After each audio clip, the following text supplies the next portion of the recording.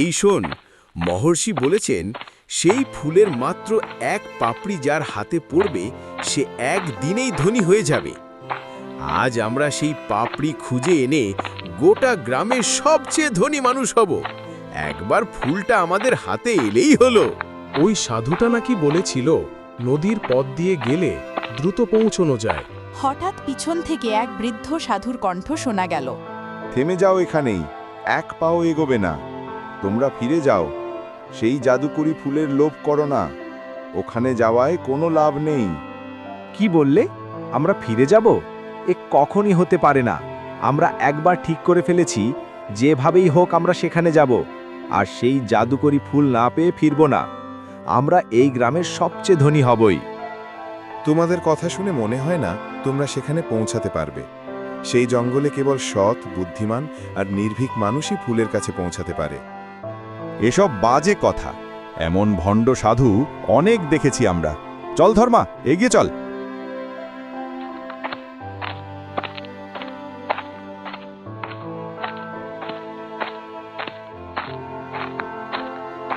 মাটির ছোট্ট কুঁড়ে ঘরে একটা পুরনো পাখা কাঁপতে কাঁপতে ঘুরছে।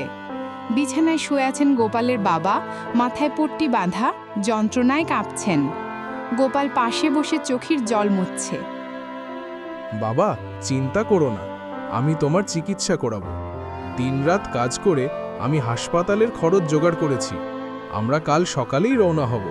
তুমি একদম ভালো হয়ে যাবে। না রে বাপ, টাকাগুলো নষ্ট করিস না। আমার মনে হচ্ছে আমার সময় এসে গেছে। এখন আর বেশি দিন নেই আমার হাতে। আমাকে ক্ষমা করে দিস, আমি এই অসুখে হেরে গেছি। এমন কথা বলো না বাবা। তুমি যদি না থাকো আমি কিভাবে বাঁচব? না, আমি তোমাকে এই অবস্থায় দেখতে পারি না। কালই তোমাকে হাসপাতালে ভর্তি করাবো। পরের দিন সকালে গোপাল তার বাবাকে নিয়ে হাসপাতালে পৌঁছালো। 1 ঘন্টা ধরে চিকিৎসা চলল। গোপাল বাইরে বসে উদ্বিগ্ন চোখে তাকিয়েছিল। অল্পক্ষণ পর ডাক্তার রিপোর্ট হাতে নিয়ে বেরিয়ে এলেন। গোপাল তাড়াতাড়ি উঠে দাঁড়ালো। সরি গোপাল, আমরা অনেক চেষ্টা করেছি, কিন্তু এখন আর আমাদের কিছু করার নেই। সম্ভবত তোমার বাবা 1 সপ্তাহের বেশি বাঁচবেন না। এখন বাকিটা সময় তুমি তার সঙ্গে কাটিয়ে দাও। এই কথা শুনে গোপালের পায়ের তলা থেকে মাটি সরে গেল, চোখে জল এসে গেল। হে ভগবান, আমার বাবার দোষ কি? তাকে এত তাড়াতাড়ি কেন ডাকছো? গোপাল বাবাকে নিয়ে বাড়ি ফিরে এলো। পরদিন দুপুরে বাবা বিছানায় শুয়ে আছেন। তিনি কাঁপা গলায় বললেন, বাবা গোপাল, ডাক্তার কি বলল? আমি কদিনের মধ্যে ভালো হয়ে উঠব? হ্যাঁ বাবা, ডাক্তার বলেছে তুমি খুব তাড়াতাড়ি ভালো হয়ে যাবে। দুপুরের রোদে গোপাল মন খারাপ করে মাঠের দিকে হাঁটতে লাগল। আকাশে রোদ জ্বলছে, কিন্তু তার মনে অন্ধকার। তখন হঠাৎ তার সামনে দাঁড়ালেন এক সাদা দাড়িওয়ালা মহর্ষি, গায়ে লম্বা চোগা। বাবা, কি হয়েছে? তোমার মুখে এত চিন্তা কেন? কি কষ্ট তোমার? কি বলবো বাবা, আমার বাবার ব্রেন টিউমার হয়েছে। ডাক্তার বলেছে মাত্র 7 দিনের জীবন আছে। এখন আমার আর কোনো আশাও নেই। আশা সবসময় থাকে বাছা, তবে পথটা কঠিন। দূর জঙ্গলের পাদদেশে আছে এক জাদুকরি ফুল, সংজীবনী কুসুম। সেই ফুল যদি পেতে পারো, তোমার বাবা আবার বেঁচে উঠবেন। সত্যি বাবা? সেই ফুলে কি সত্যি আমার বাবার প্রাণ ফিরে আসবে? কোথায় পাবো সেই ফুল? বলো আমাকে। ওই দিকে, যেখানে সূর্য অস্ত যায়। কিন্তু মনে রেখো, ও জায়গা সাধারণ নয়। অনেকেই গেছে, কেউ ফিরেনি। সেখানে পৌঁছানো সহজ নয়, আর না ফেরাটা নিশ্চিত। আমি যাব বাবা। সেই ফুল যদি আমার বাবাকে বাঁচাতে পারে, আমি মরতেও রাজি। আমাকে আশীর্বাদ দাও যেন আমি ফুলটা পেয়ে যাই। সৎ ও নির্ভীক হৃদয়ের মানুষকে কেউ থামাতে পারে না বাছা। যাও, ঈশ্বর তোমার সহায় হন। পরদিন সকাল গোপাল যাত্রা শুরু করল মহর্ষির দেখানো পথে।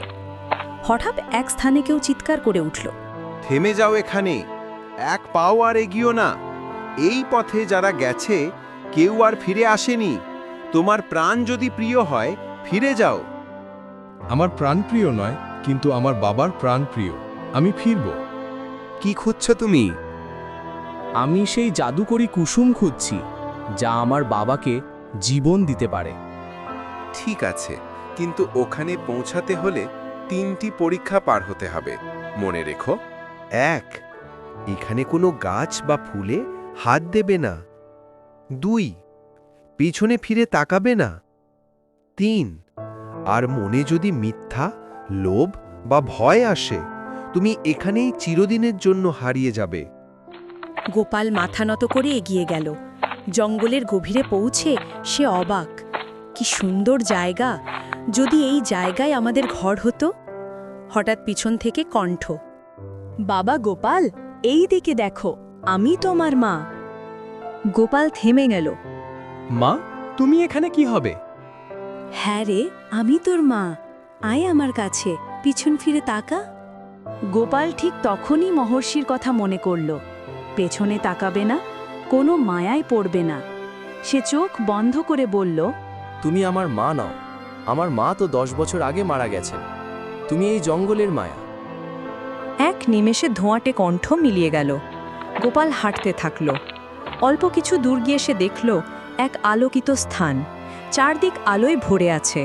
মাটিতে জ্বলছে এক অদ্ভুত সোনালি ফুল। এটাই সেই জাদুকরি ফুল। মহর্ষি নিশ্চয়ই এইটার কথাই বলেছেন। এখনই তুলে নি। ঠিক তখনই এক গম্ভীর কণ্ঠ ভেসে এলো, থামো, ফুলে হাত দিও না, আমি জাদুকরি ঝর্ণা। কেবল যে আমার প্রশ্নগুলোর সঠিক উত্তর দিতে পারবে, সেই এই ফুল পাবে। জি, প্রশ্ন করুন মাতা। প্রথম প্রশ্ন, যা সর্বত্র আছে কিন্তু চোখে দেখা যায় না, সেটা কি? বায়ু। সঠিক উত্তর।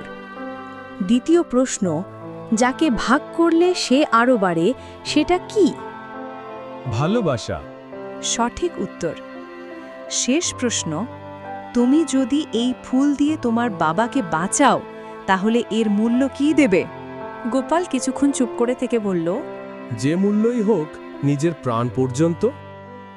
ঝর্ণা শান্ত হয়ে বলল, আমি তোমার উত্তরে সন্তুষ্ট। তুমি সত্যিকারের সৎ হৃদয়ের মানুষ।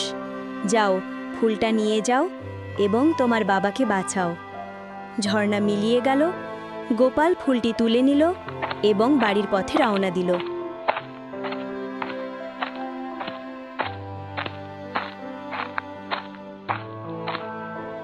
বাড়ি ফিরে সে বাবার কপালে ফুলটি রাখল। মুহূর্তের মধ্যেই বাবার শ্বাস-প্রশ্বাস স্বাভাবিক হল।